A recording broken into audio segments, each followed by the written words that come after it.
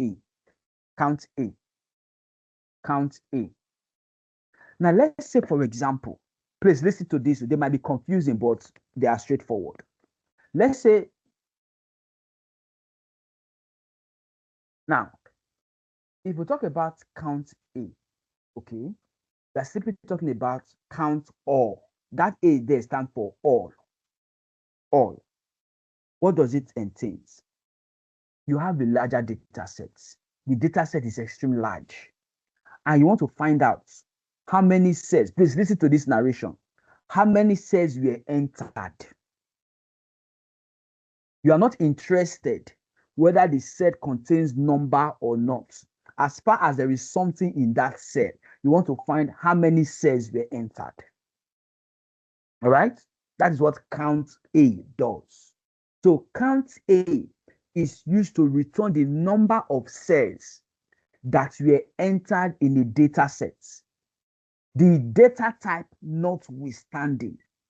So no matter the data type in those columns, count A will count it as far as there is something in that cell, whether it is number, whether it is text, whether it is symbol. As far as there is something in that cell, the count A will count it.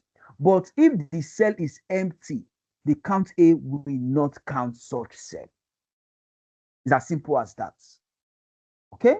So you can see it's different from the count. The count only counts cell that contains number.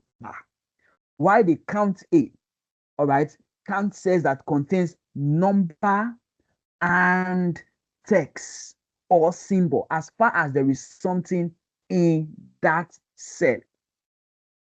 Okay? So that is how it works. I said the count numbers, count cell that contains numbers. It does not count empty cell. It does not count empty cell. It does not count cell that contains alphabet. It does not count cell that contains symbols. Why they count cell that contains number, alphabet, symbol, but does not count empty cell. All right? Now, so it means you understand what we are doing here. Good. So let's progress with this. Awesome. That is beautiful. Now let's look at number 5. We have a question there. The question says, instruction. As a way of exploring this data set, you are required to return the total number of cells entered in the data sets on your left. This is the data sets. So I'm going to count everything. I want to see how many cells were entered. So I want my answer to appear in cell B14. So I will activate B14. I will say equals to count A. Let me make it bold so that everybody can see it. So I will say equals count A. So you can see we have count A. All right. You can see I said give me count A. Okay. So I will click on it. I will highlight everything, just what we did in count. Close my function, hit enter. You can see it gave me what? 30. Awesome. Some of us have already done it. Beautiful. You can see it returns 30. All right. Good. Awesome. Now you can see what the count A does. It is used for data exploratory purpose. That is what I use it for. Also with counts. Okay, as I said, all what you are doing here is to understand how this thing works. We want to start analyzing data set, all this knowledge. That's what we're going to use. Okay. We said that the count A returns the number of cells that were entered.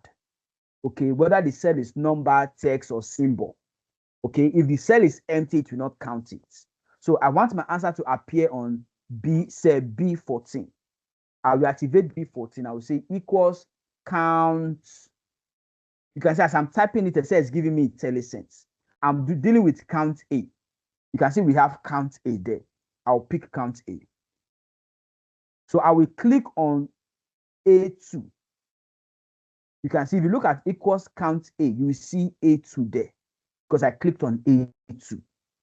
So I will highlight to the right down to C2 and I will highlight downward because I'm going to highlight the entire data set. I am not taking up the column header. You can see I did not click on the column header. Now I want to highlight to the right-hand side. Sube and Aminu, hope you are following. I will hold my control, hold my shift. The fourth directional key, the one facing to the right, I will punch it once to highlight to the right. You can see if you look at that row 2, you will see a broken lines around it. It means I have highlighted to the right.